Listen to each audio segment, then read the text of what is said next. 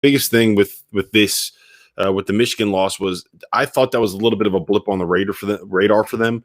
I was more impressed with the fact that Illinois was able to go into Ann Arbor and beat the brakes off of Michigan the way that they did without Iota Zuma.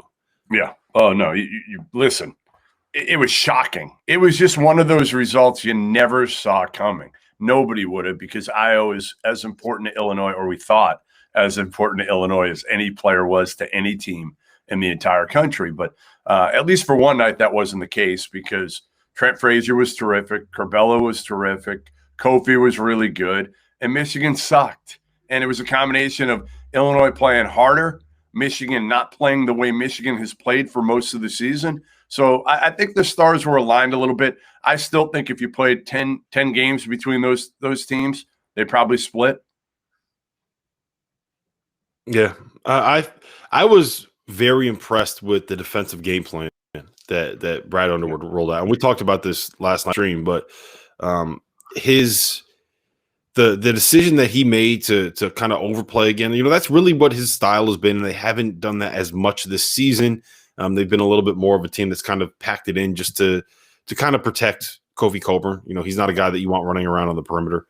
So I thought the decision to overplay passing lanes and keep the ball on one side of the floor and take Michigan out of what they wanted to do offensively might have given a little bit of a playbook to some other teams in the country. At the end of the day, when you do that and when you overplay like that, when you isolate players, that's kind of what teams like Florida State do and Baylor does to a sense. And it forces you to try to beat them one-on-one. You have to have one-on-one playmakers to be able to beat people.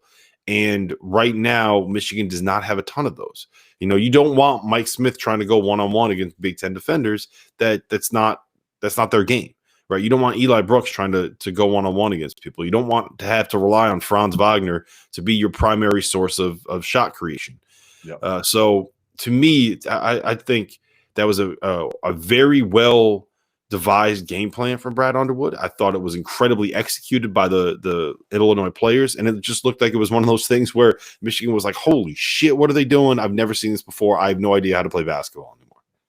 Yeah, listen, I mean, again, Underwood, you got to give him credit. You got to give his players credit for coming to play in that one. But I think it's almost easier then, right? I mean, everybody's telling you have no shot to win. A guy like Curbelo, like Stu Douglas said last night on our pod, like, it's his show. He knew it last night. Like, okay, it's my time. And Curbelo, you can tell, like, he wants that so bad. And that's something that next year I can't wait to watch Curbelo playing 35 minutes a game. He will be, he is electric. He's fun to watch. And again, listen, he's one of my 3 favorite players in college basketball just to watch, because you never know what's going to happen. You might see one of the greatest passes that you've ever seen. You might also see one of the dumbest turnovers that you've ever seen. And players like that, to me, are just absolutely electric, because it's like the guy. You don't know what you're going to get. You don't know what you're going to get. Kind of like the guy you put in the Hall of Fame a month ago, Sharif Cooper. Well, no, you know what you're going to get from Sharif Cooper. He's gonna throw ridiculous passes. Sometimes they're going to go to the players he's meant to throw them to. Sometimes they're going to go to the other team. But no matter what, it's always going to look good at the very least.